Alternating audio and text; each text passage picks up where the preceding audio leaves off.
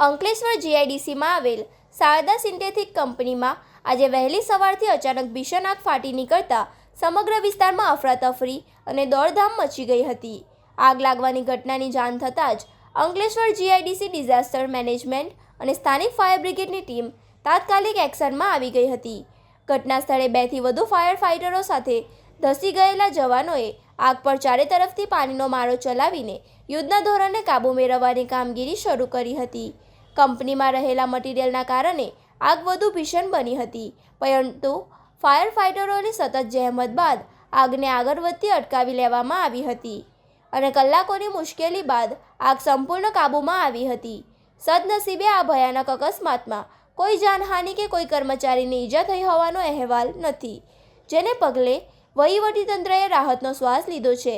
જો કે આગને કારણે કંપનીનો પ્લાન્ટ અને મશીનરી બળીને ખાખ થઈ ગયા હોવાથી લાખો રૂપિયાના નુકસાનની આશંકા સેવાઈ રહી છે.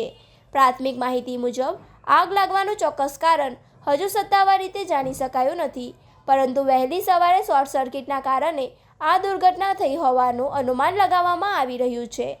હાલમાં નોટિફાઈડ વિભાગ અને સંબંધિત સત્તાધીશો દ્વારા આગના ચોક્કસ કારણો અને નુકસાનીના આંકડા અંગે ઝીણવટભરી તપાસ હાથ ધરવામાં આવી છે. ફાયર બ્રિગેડની સમયસરની સજાગતાને કારણે મોટી હોનારત ટળી ગઈ હતી.